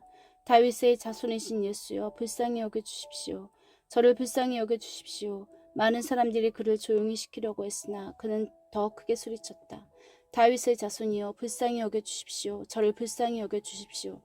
예수께서 가던 길을 멈추셨다. 그를 불러오너라. 그들이 그를 불렀다. 오늘 운이 좋은 줄 알아라. 일어나거라. 예수께서 너를 부르신다. 그는 겉옷을 버려두고 즉시 일어나서 예수께 갔다. 예수께서 말씀하셨다. 내가 어떻게 해주면 좋겠느냐. 눈먼 사내가 말했다. 라삐님, 보기 원합니다. 가거라. 예수께서 말씀하셨다. 내 믿음이 너를 구원했고 낫게 했다. 바로 그 순간에 그는 시력을 되찾았고 그 길로 예수를 떠났다. 11장. 일행이 예루살렘 가까이 와서 올리브산 벳바게와 베다니에 이르렀을 때 예수께서 두 제자를 보내시며 지시하셨다. 맞은편 마을로 가거라. 들어가서 보면 아직 아무도 타보지 않은 아기 새끼가 줄에 매어 있을 것이다. 줄을 풀어서 끌고 오너라. 왜 그러시오? 하고 누가 묻거든 주님께서 필요로 하십니다. 곧 돌려보내겠습니다. 하고 말하여라. 그들은 가서 길모퉁이 문간에 매어 있는 나귀를 보고는 묶어놓은 줄을 풀었다. 거기 서 있던 사람들 중 몇 사람이 말했다. 그 나귀의 새끼의 줄은 왜 푸는 것이오? 제자들이 예수께서 지시하신 대로 대답하자 그들은 간섭하지 않았다. 제자들이 나귀 새끼를 예수께로 끌고 와서 그 위에 겉옷을 펴자 예수께서 올라타셨다. 사람들이 예수를 열렬히 환영했다. 길 위에 자기 겉옷을 펴는 사람도 있었고 들에서 배운 온 풀을 까는 사람도 있었다. 그들은 앞에서 걷고 뒤에서 따르며 소리쳤다. 호산나, 복되다, 하나님의 이름으로 오시는 이여, 복되다, 장차 올 우리 조상 다윗의 나라여, 하늘 가장 높은 곳에서 호산나. 예수께서 예루살렘에 이르러 곧 성전에 들어가셨다. 예수께서는 성전을 둘러보시며 모든 것을 마음에 두셨다. 그러나 이미 시간이 늦어 12제자와 함께 베다니로 돌아가셨다. 이튿날 그들이 베다니를 나설 때에 예수께서 배가 고프셨다. 그분은 저만치 떨어진 곳에 있는 잎이 무성한 무화과 나무 한 그루를 보셨다. 예수께서 혹시 아침 끼니가 될 만한 것이 있을까 하여 다가섰지만 무화과 잎사귀밖에 없었다. 아직 무화과 철이 아니었다. 예수께서 나무에게 말씀하셨다. 다시는 아무도 내게서 열매를 먹지 못할 것이다. 제자들도 그 말을 들었다. 그들이 예루살렘에 도착했다. 예수께서 즉시 성전에 들어가셔서 거기에 상점을 차려놓고 사고 파는 사람들 모두를 쫓아내셨다. 환전상들의 가판대와 비둘기 상인들의 진열대도 뒤엎으셨다. 예수께서는 아무도 바구니를 들고 성전 안을 지나가지 못하게 하셨다. 그러고 나서 다음 말씀을 인용해 그들을 가르치셨다. 내 집은 만민을 위한 기도하는 집이라고 일컬어졌다. 그런데 너희는 그곳을 도둑의 소굴로 바꾸어 놓았다. 대제사장과 종교학자들이 이 말을 듣고서 그분을 제거할 방도를 모의했다. 그들은 온 무리가 그분의 가르침에 푹 빠져 있는 것을 보고 당황했다. 저녁 때 예수와 제자들이 도성을 나섰다. 아침에 그들이 길을 가다 보니 무화과 나무가 마른 막대기처럼 말라붙어 있었다. 베드로가 그 전날 있었던 일이 생각나서 예수께 말했다. 라삐님 보십시오. 주님이 저주하신 무화과 나무가 말라 비틀어졌습니다. 예수께서 차분히 말씀하셨다. 하나님의 생명을 품어라. 정말로 품어라. 그러면 너희가 감당할 수 없을 만큼 힘든 일은 하나도 없을 것이다. 예컨대 얼버무리거나 망설일 것이 없이 이 산 들어가서 호수에 뛰어들어라 하고 말하면 그대로 이루어질 것이다. 그래서 내가 너희더러 작은 일부터 큰 일까지 모든 일에 기도하라고 관건하는 것이다. 하나님의 생명을 품을 때에 너희는 거기에 모든 것을 포함시켜라. 그러면 너희는 하나님의 것을 다 받을 것이다. 그리고 기도할 때 구하는 것이 전부가 아님을 기억하여라. 누구에게 서운한 것이 있거든 용서하여라. 그때에야 하늘에 계신 너희 아버지께서도 너희 죄를 깨끗이 용서할 마음이 드실 것이다. 그 후에 그들이 다시 예루살렘에 들어가서 성전 안을 걷고 있는데 대제사장과 종교학자와 지도자들이 다가와서 따졌다. 당신의 신임장을 보여주시오. 누구의 권한으로 이렇게 말하고 행동하는 겁니까? 예수께서 대답하셨다. 먼저 한 가지 묻겠다. 내 물음에 답하면 나도 내 신임장을 보여주겠다. 요한의 세례에 관한 것인데 그것이 누구에게서 온 권한이냐, 하늘이냐, 사람이냐 말해보아라. 그들은 자기들의 궁지에 몰린 것을 알아차리고는 뒤로 물러나와 모여서 수군거렸다. 하늘이라고 하면 왜 요한을 믿지 않았느냐고 물을 것이고 사람이라고 하면 온 백성이 요한을 예언자로 떠받드니 우리가 백성 앞에서 몹시 난처해진다. 그들은 이번은 예수께 양보하기로 했다. 우리는 모르오. 그들이 말했다. 예수께서 대답하셨다. 그렇다면 나도 너희 물음에 대답하지 않겠다. 12장 예수께서 그들에게 여러 이야기를 들려주기 시작하셨다. 어떤 사람이 포도원을 세웠다. 그는 포도원에 울타리를 치고 포도즙 짜는 틀을 파고 망대를 세운 다음에 소작농들에게 맡기고 먼 길을 떠났다. 수확할 때가 되자 그는 수익을 거두려고 소작농들에게 종 한 사람을 보냈다.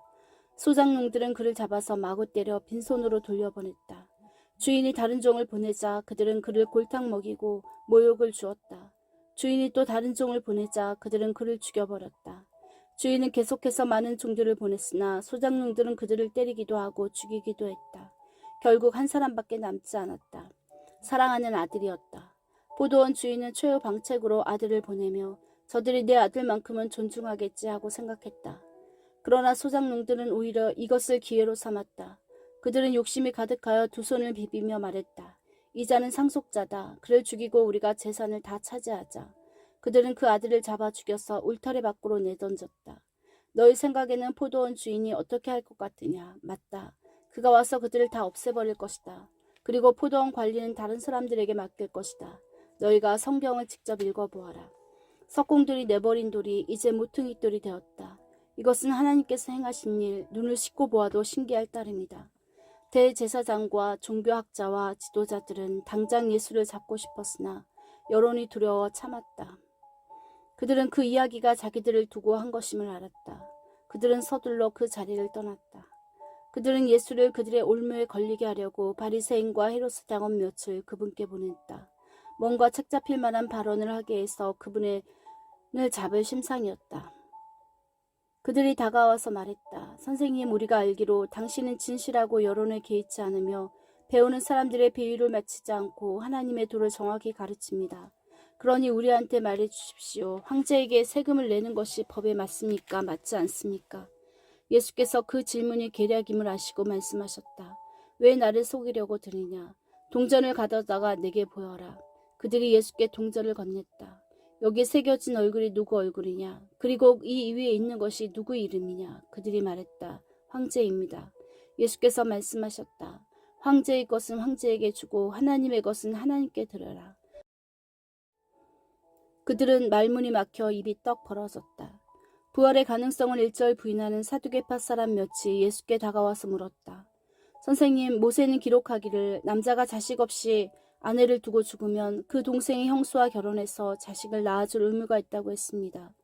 한 번은 7 형제가 있었습니다. 마지가 결혼했는데 자식 없이 죽었습니다.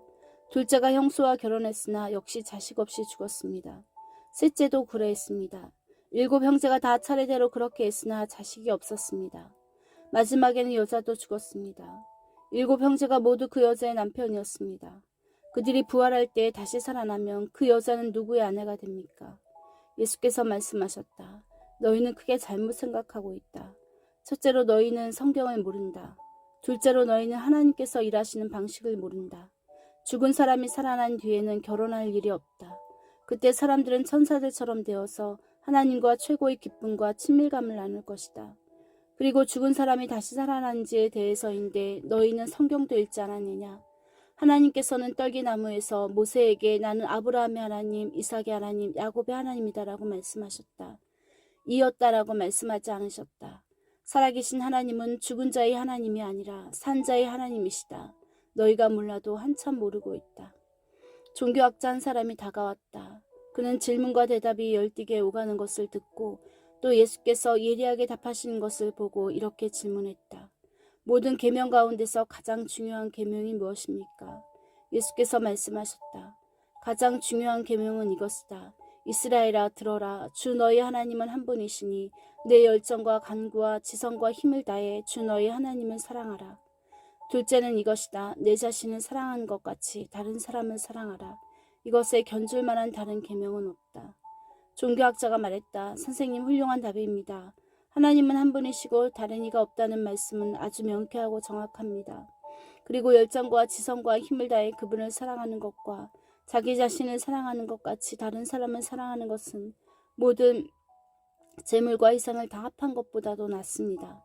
예수께서 그의 남다른 통찰력을 보고 말씀하셨다. 내가 하나님 나라 문턱에까지 와 있다. 그 후로는 아무도 그분께 묻는 사람이 없었다. 예수께서 성전에서 가르치던 중에 물으셨다. 어째서 종교학자들은 메시아가 다윗의 자손이라고 하느냐? 우리가 다 아는 것처럼 다윗은 성령의 감동을 받아 이렇게 말했다. 하나님께서 내 주님께 말씀하셨다. 내가 내 원수들을 내 발 아래 둘 때까지 너는 여기 내 오른편에 앉아 있어라. 다윗이 여기서 메시아를 내 주님이라고 부르는데 메시아가 어떻게 다윗의 자손이 될 수 있느냐? 큰 무리가 즐거이 그 말씀을 들었다. 예수께서 계속 가르치셨다. 종교학자들을 조심하여라. 그들은 가운을 입고 다니며 사람들을 치켜 세우는 말에 우쭐하고 중요한 자리를 차지하면서 교회 모든 행사에서 상석을 앉기를 좋아한다. 언제나 그들은 연약하고 무력한 사람들을 착취한다. 그들의 기도가 길어질수록 그들의 상태는 더 나빠진다. 마지막에 그들은 그 값을 치르게 될 것이다. 예수께서 헌금함 맞은편에 앉으셔서 사람들이 헌금함에 돈 넣는 것을 보고 계셨다.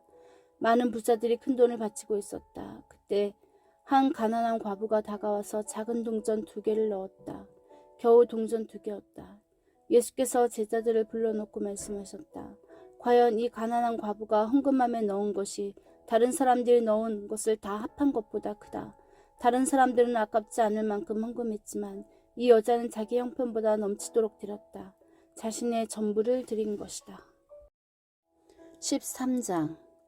예수께서 성전을 떠나시는데 제자 가운데 한 사람이 말했다. 선생님, 저 석조물과 건물들을 보십시오. 예수께서 말씀하셨다. 내가 이 웅장한 건축물에 감동하느냐? 저 건물의 돌 하나하나가 결국 잔해더미가 되고 말 것이다. 이후에 예수께서 성전이 한눈에 내려다 보이는 올리브산에 앉으셨을 때 베드로와 야고보와 요한과 안드레가 그분께 따로 다가와 물었다. 말씀해 주십시오. 그런 일이 언제 일어나겠습니까? 때가 막바지에 이를 때에 우리에게 어떤 징조가 있겠습니까? 예수께서 입을 여셨다. 사이비 종말론자들을 조심하여라. 많은 지도자들이 정체를 숨기고 나타나서 내가 그다라고 주장할 것이다. 그들이 많은 사람들을 현혹할 것이다. 전쟁 소식을 듣거나 전쟁이 일어나리라는 소문을 듣거든 당황하지 말고 침착하여라. 그것은 역사에 늘 반복되는 일일 뿐 아직 종말의 징조는 아니다. 나라와 나라가 싸우고 통치자와 통치자가 싸우는 일이 계속될 것이다. 곳곳마다 지진이 있을 것이다. 기근도 있을 것이다. 그러나 이것은 앞으로 닥칠 일에 비하면 아무것도 아니다. 또 조심하여라. 사람들이 너희를 법정으로 끌고 갈 것이다. 세상이 살벌해져서 내 이름을 전한다는 이유로 모두가 너희를 물고 뜯을 것이다. 너희는 진리의 파수병으로 그 자리에 앉아 있는 것이다. 메시지가 온 세상에 두루 전파되어야 한다. 그들이 너희를 배반하여 법정으로 데려가거든 너희는 무슨 말을 할지 염려하지 마라. 그때가 오거든 너희 심중에 있는 것을 말하여라. 성령께서 너희 안에서 너희를 통해 친히 증거하실 것이다. 형제가 형제를 죽이고 아버지가 자녀를 죽이고 자녀가 부모를 죽일 것이다. 나 때문에 너희를 미워할 사람이 누구인지 아무도 모른다. 그대로 견뎌라. 그것이 너희가 해야 할 일이다. 끝까지 견뎌라. 그러면 너희는 절대 후회하지 않을 것이고 결국 구원을 얻을 것이다. 그러나 거룩한 것을 더럽히는 괴물이 절대 있어서는 안 될 곳에 세워진 것을 보거든 얼른 달아나거라. 너희 읽을 수 있는 사람들은 내 말이 무슨 말인지 깨달아라. 그때 너희가 유대에 살고 있거든 산으로 달아나거라. 마당에서 일하고 있거든 무엇을 가지러 집으로 돌아가지 마라. 밭에 나가 있거든 겉옷을 가지러 돌아가지 마라. 특히 임산부와 젖먹이는 어머니들이 힘들 것이다. 이 일이 한겨울에 일어나지 않기를 바라고 기도하여라. 그때는 괴로운 날이 될 것이다. 하나님께서 세상을 지으신 때로부터 지금까지 이런 일이 없었고 앞으로도 다시는 없을 것이다. 하나님께서 이 환난의 날들을 갈 때까지 가게 두신다면 아무도 견딜 수 없을 것이다. 그러나 하나님의 택하신 백성, 그분께서 친히 택하신 이들을 위해 그분은 이미 손을 써놓으셨다. 누가 너희를 막아서서 메시아가 여기 있다 소리치거나 저기 그분이 있다 가리켜도 속지 마라. 가짜 메시아와 거짓 설교자들이 곳곳에 출현할 것이다.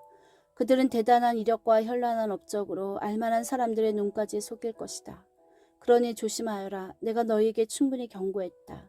그 괴로운 시간들이 지나면 해는 어두워지고 달은 흐려지고 별들은 하늘에서 떨어지고 우주의 세력들은 떨 것이다. 그때야 사람들은 인자가 위엄있게 오는 것을 볼 것이다. 인자가 오는 것이 온 하늘에 가득하여 보지 못할 사람이 아무도 없을 것이다. 인자가 천사들을 보내어 택하신 사람들을 이 끝에서 저 끝까지의 사방에서 불러들일 것이다. 무화과 나무에서 교훈을 얻어라. 싹이 나서 초록빛이 살짝만 내비쳐도 너희는 여름이 가까이 온 줄 안다. 너희도 마찬가지다. 이 모든 일을 보거든 인자가 문 앞에 온 줄 알아라. 이것은 가볍게 여길 일이 아니다. 내가 지금 하는 말은 어느 훗날의 세대에게만 주는 말이 아니라 이 세대에게도 주는 말이다. 이 일들은 반드시 이루어진다. 하늘과 땅은 닳아 없어져도 내 말은 닳아 없어지지 않을 것이다. 그렇다면 정확한 날짜와 시간은 언제인가? 그것은 아무도 모른다. 하늘의 천사들도 모르고 아들인 나도 모른다. 오직 아버지만 아신다. 너희는 시간표를 모르니 각별히 조심하여라. 이것은 마치 어떤 사람이 집을 떠나 다른 지방으로 가면서 종들에게 권한을 주어 각각 임무를 맡기고 문지기에게 보초를 서라고 명하는 것과 같다. 그러니 깨어서 너희 자리를 지켜라. 집주인이 언제 돌아올지 저녁일지 한밤일지 새벽일지 아침일지 너희는 모른다. 그가 예고 없이 나타날 때에 너희가 근무 중에 잠자는 일이 없게 하여라. 내가 너희에게 말하고 또 모든 사람에게 말한다. 너희 자리를 지켜라. 깨어 있어라. 14장. 여드레 동안의 유월절과 무교절이 시작되기 이틀 전이었다. 대제사장과 종교학자들은 예수를 몰래 잡아 죽일 방도를 찾고 있었다. 그들은 괜히 군중의 소요가 일어나는 것은 싫다고 말하면서 유월절 기간에는 그 일을 하지 않기로 뜻을 모았다. 예수께서 나병 환자 시몬의 손님으로 베다니에 계셨다. 예수께서 저녁을 들고 있었는데 어떤 여자가 아주 값비싼 향유 한 병을 가지고 다가왔다. 여자는 병을 따서 향유를 그분의 머리에 부었다. 몇몇 손님들이 발끈해서 자기들끼리 말했다. 저렇게 한심한 일을 하다니 완전히 낭비다. 이 향유를 1년치 임금보다 더 많이 받고 팔아서 가난한 사람들에게 줄 수도 있었을 텐데 그들은 화가 치밀어서 당장이라도 여자에게 분통을 터뜨릴 태세였다. 그러나 예수께서 말씀하셨다. 가만두어라. 너희는 어째서 이 여자를 괴롭게 하느냐. 이 여자는 지금 나한테 말할 수 없이 소중한 일을 한 것이다. 가난한 사람들은 평생 동안 너희와 함께 있을 것이다. 너희는 언제라도 마음 내키면 그들에게 뭔가 해줄 수 있다. 그러나 내게는 그렇지 않다. 이 여자는 기회 있을 때에 자기가 할 수 있는 일을 한 것이다. 내 몸에 미리 기름을 부어 내 장례를 준비한 것이다. 내가 분명히 말한다. 온 세상의 메시지가 전파되는 곳마다 지금 이 여자가 한 일도 알려져 칭송을 받을 것이다. 12제자 가운데 하나인 가룟 유다가 예수를 배반할 작정으로 대제사장 무리에게 갔다. 그들은 자기들의 귀를 의심했고 그에게 도둑한 보상을 약속했다. 그때부터 유다는 예수를 넘겨줄 적당한 기회를 노렸다. 무교절 첫날 곧 유월절 희생을 준비하는 날에 제자들이 예수께 물었다. 우리가 어디로 가서 주님이 드실 유월절 식사를 준비하면 좋겠습니까? 예수께서 제자 두 사람에게 지시하셨다. 시내로 들어가거라. 그러면 물 한 동이를 지고 가는 사람을 만날 것이다. 그를 따라가거라. 그가 어느 집으로 들어가든지 그 집 주인에게 선생님께서 제자들과 함께 유월절 식사를 할 방이 어디 있느냐고 물어보십니다. 하고 말하여라. 그가 너희에게 이미 청소를 마친 넓은 다락방을 보여줄 것이다. 거기서 우리를 위해 식사를 준비하여라. 제자들이 떠나 시내에 가보니 모든 것이 예수께서 말씀하신 그대로였다. 그들은 유월절 식사를 준비했다. 해가 진 후에 예수께서 12제자를 데리고 오셨다. 그들이 식탁에 앉아 저녁을 먹고 있는데 예수께서 말씀하셨다. 괴롭지만 너희에게 중요한 말을 해야겠다. 지금 나와 함께 먹고 있는 너희 가운데 한 사람이 음모를 꾸미는 세력에게 나를 넘겨줄 것이다. 그들이 소스라치게 놀라서 한 사람씩 돌아가며 묻기 시작했다. 저는 아니겠지요. 예수께서 말씀하셨다.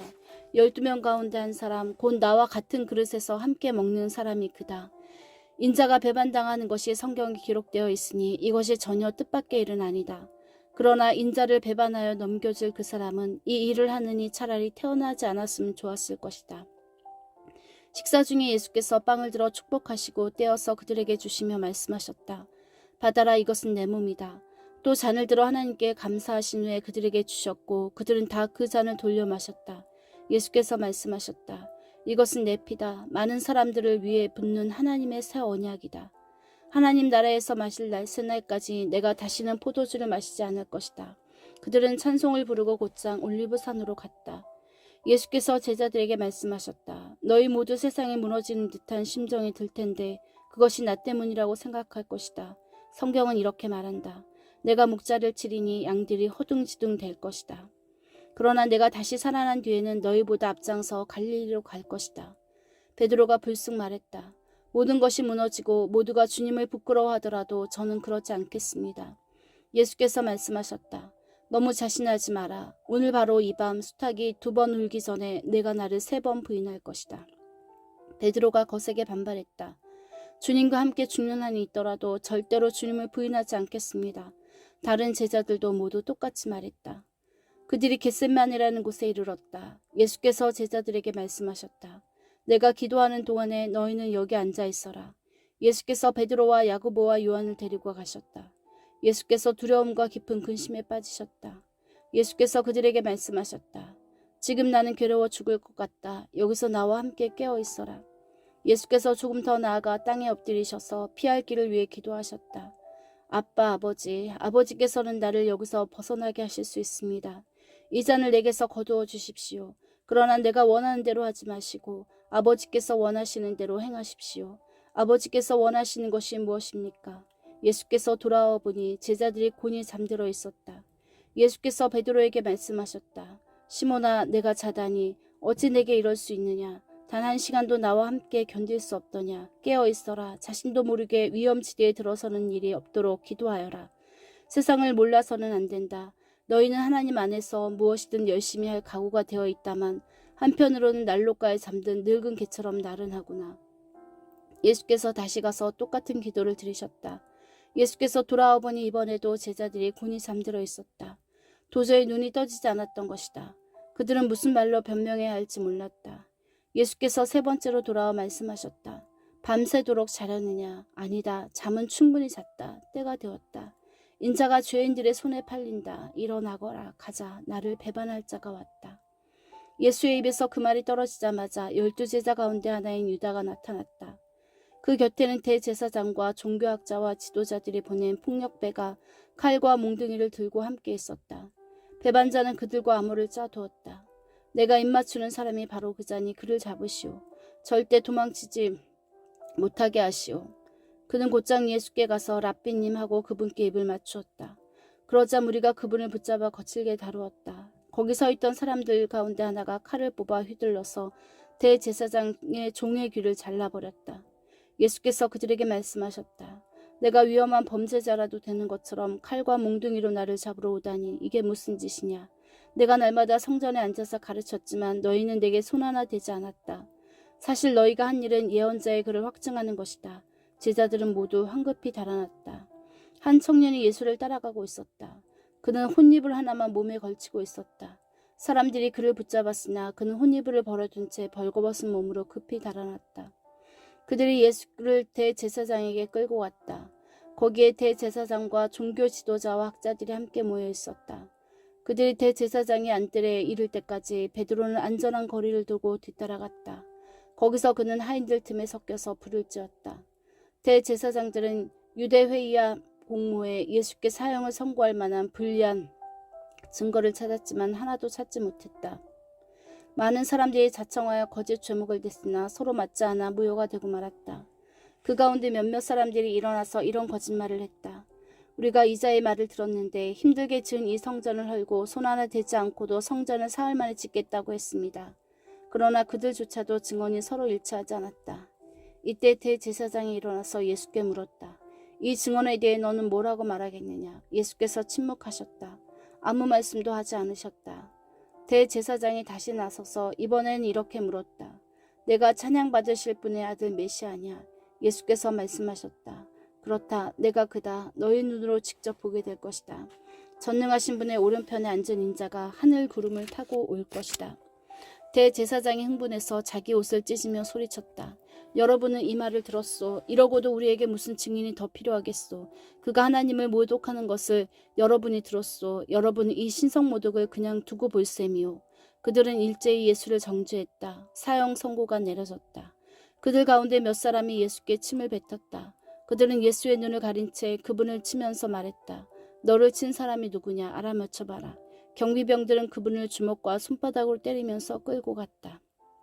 이 모든 일이 벌어지는 동안 베드로는 안뜰 아래쪽에 있었다. 대제사장의 여종 하나가 들어와서 불을 쬐고 있는 베드로를 유심히 뜯어보며 말했다. 당신도 나사렛 예수와 함께 있지 않았나요? 베드로가 부인했다. 당신이 무슨 말을 하는지 모르겠소. 그는 문간으로 나갔다. 그때 수탉이 울었다. 여종이 그를 알아보고는 옆에 둘러선 사람들에게 말하기 시작했다. 이 사람도 그들과 한패요. 베드로는 다시 부인했다. 잠시 후 곁에 있던 사람들이 그 말을 꺼냈다. 당신도 그들 가운데 하나가 틀림없소. 갈릴리 사람이라는 표시가 당신 온몸에 새겨져 있소. 베드로는 너무 두려워서 저주하며 말했다. 나는 당신들이 말하는 그 사람을 본 적도 없소. 바로 그때 두 번째로 수탉이 울었다. 베드로는 수탉이 두 번 울기 전에 내가 나를 3번 부인할 것이다 라고 하신 예수의 말씀이 생각났다. 그는 그대로 주저앉아 울었다. 15장 동틀 무렵 대제사장들이 종교 지도자와 학자들과 더불어 유대의회 전체와 모임을 가졌다. 그들은 예수를 단단히 결박한 뒤 데리고 나가서 빌라도에게 넘겼다. 빌라도가 예수께 물었다. 내가 유대인의 왕이냐? 예수께서 대답하셨다. 내가 그렇게 말하면 그렇다. 대제사장들은 줄줄이 고발을 늘어놓았다. 빌라도가 다시 물었다. 아무 대답도 하지 않겠느냐? 고발의 목록이 제법 길다. 그분은 아무 말이 없으셨다. 그것은 빌라도에게 아주 깊은 인상을 남겼다. 명절이 되면 백성이 요구하는 죄수 하나를 풀어주는 관례가 있었다. 바라바라 하는 죄수가 있었는데 그는 로마에 대응하는 반란 중에 살인을 저지른 선종자들과 함께 감금되어 있었다. 무리가 다가와서 죄수를 풀어달라는 탄원을 올리려고 할 즈음에 빌라도는 이미 그들이 할 말을 예상하고 있었다. 여러분은 내가 유대인의 왕을 풀어주길 원하오. 빌라도는 대제사장들이 예수를 자기에게 넘긴 것이 순전히 악의에서 비롯된 일임을 알고 있었다. 대제사장들은 바라바를 풀어달라고 하도록 이미 무리를 선동해 두었다. 빌라도가 대받았다. 당신들이 유대인의 왕이라고 하는 이 사람을 내가 어쩌면 좋겠소. 그들이 소리를 질렀다. 십자가에 못 박으시오. 빌라도가 따졌다. 그러나 무슨 죄목 때문이오? 그들은 더 크게 소리 질렀다. 십자가에 못 박으시오. 빌라도는 무리의 뜻을 들어주었다. 바라바를 석방하고 예수는 책찍질하여 십자가에 못 박도록 넘겨주었다. 병사들이 예수를 브라이도리온이라고 하는 관저로 데리고 들어가서 부대 전체를 불러 모았다. 그들은 예수께 자주색 옷을 입히고 가시나무로 엮은 왕관을 그분 머리에 씌웠다. 그리고 예수를 조롱하기 시작했다. 유대인의 왕 만세. 그들은 몽둥이로 그분의 머리를 때리고 침을 뱉고 무릎을 꿇고서 그분께 경배하는 신용을 했다. 실컷 즐기고 난 그들은 예수의 자주색 망토를 벗기고 다시 그분의 옷을 입혔다. 그런 다음 예수를 십자가에 못 박으려고 끌고 나갔다. 알렉산더와 루포의 아버지인 구레네 사람 시몬이 마침 일을 마치고 그 길을 지나고 있었다. 병사들이 그에게 예수의 십자가를 지게 했다. 병사들은 예수를 해골 언덕이라는 뜻의 골고다로 데려갔다. 그들은 포도주와 모략을 섞어서 만든 가벼운 진통제를 예수께 주었으나 그분은 마시려고 하지 않으셨다. 곧 그들이 예수를 십자가에 못 박았다. 그들은 예수의 옷가지를 나눠 가지며 누구 몫이 되나 보려고 주사위를 던졌다. 병사들은 오전 9시에 예수를 십자가에 못 박았다. 유대인의 왕이라고 쓰여진 그분의 제목이 십자가에 적혀 있었다. 예수와 함께 죄수 2사람도 십자가에 달렸는데 하나는 그분 오른쪽에 다른 한 사람은 그분 왼쪽에 달렸다. 길을 가던 사람들은 슬픈 척 고개를 저으며 예수를 조롱했다. 성전을 헐고 사흘 만에 다시 짓겠다고 쓰대던 내가 아니냐. 그러니 실력을 보여봐라. 내 자신을 구원해보라고. 내가 정말 하나님의 아들이면 그 십자가에서 내려와 봐라. 바로 그 자리에서 대제사장들도 종교학자와 나머지 사람들과 어울려 신나게 그분을 비웃었다. 그가 다른 사람은 구원하더니 자기는 구원하지 못하는군. 메시아라고? 이스라엘의 왕이라고? 그럼 그 십자가에서 내려와 보시지. 그러면 우리가 다 믿을 텐데. 예수와 함께 십자가에 못 박힌 사람들까지도 조롱에 가세했다. 정오에 하늘이 칠흑같이 어두워졌다. 어둠은 이후 3시간 동안 계속되었다. 3시에 예수께서 깊은 데서부터 신음하며 큰 소리로 부르짖으셨다. 엘리 엘리 라마 사박다니. 이 말은 나의 하나님 어찌하여 나를 버리셨습니까? 라는 뜻이다. 곁에서 그 말을 들은 몇몇 사람들이 들어보아라 이 사람이 엘리야를 부른다 하고 말했다. 누군가가 손뭉치를 신 포도주에 적셔서 장대에 달아 올려 예수께 주면서 말했다. 엘리야가 와서 그를 내려주나 보자. 그러나 예수께서 크게 소리 지르시고 숨을 거두셨다. 그 순간 성전이 휘장 한가운데가 찢어졌다. 그분 앞에서 보초를 서고 있던 로마군 지휘관이 그분의 숨이 멎는 것을 보고서 말했다. 이 사람은 하나님의 아들이 틀림없다. 여자들이 멀리서 지켜보고 있었는데 그 중에는 막달라 마리아, 작은 야고보와 요새의 어머니 마리아, 그리고 살로메도 있었다. 이 여자들은 예수께서 갈릴리에 계실 때 그분을 따르며 섬겼고 그분과 함께 예루살렘까지 올라온 사람들이다. 그날은 예비일 곧 안식일 전날인데 오후 늦게 유대 의회의 명망 높은 의원인 아리마대 사람 요셉이 왔다. 그는 하나님 나라를 바라보면서 그날을 손꼽아 기다리며 사는 사람이었다. 그는 용기를 내어 빌라도에게 가서 예수의 시신을 거두게 해달라고 청했다. 빌라도는 예수가 그렇게 금세 죽을 수 있는지 의아해하면서 지휘관을 불러 그가 정말로 죽었는지 확인하게 했다. 지휘관의 확인을 받고서 빌라도는 요셉에게 예수의 시신을 내어주었다. 세마포 수의를 사둔 요셉은 예수를 십자가에서 내려 수위에 쌌다. 그런 뒤에 바위를 깎아서 만든 무덤에 그분을 모셔두고 큰 돌을 굴려서 입구를 막았다. 막달라 마리아와 요새의 어머니 마리아가 장례 치르는 것을 지켜보았다. 16장 안식일이 지나자 막달라 마리아와 야고보의 어머니 마리아와 살로메는 예수께 바르려고 향료를 샀다. 일요일 이른 새벽 해뜰 무렵에 그들은 무덤으로 갔다. 그들은 누가 우리를 위해 무덤에서 돌을 굴려줄까 하고 서로 걱정하며 말했다. 그들이 문득 고개를 드니 돌이 이미 굴려져 있었다. 그 돌은 아주 큰 돌이었다. 그들은 곧바로 그 안으로 들어갔다. 한 청년이 흰옷 차림으로 오른쪽에 앉아있는 것이 보였다. 그들은 몹시 당황하여 놀랐다. 그가 말했다. 두려워 마라. 너희가 나사렛 예수, 십자가에 못 박히신 그분을 찾는 줄을 안다. 그분은 다시 살아나셨다. 그분은 더 이상 여기 계시지 않는다. 너희 눈으로 보는 것처럼 이곳은 비어있다. 자, 어서 가거라.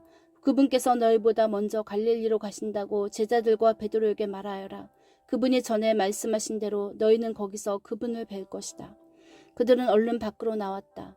현기증이 날 정도로 정신이 없었고 너무 놀라서 아무한테도 말하지 못했다. 예수께서 죽은 자들 가운데 살아나신 뒤 일요일 이른 아침에 막달라 마리에게 나타나셨다.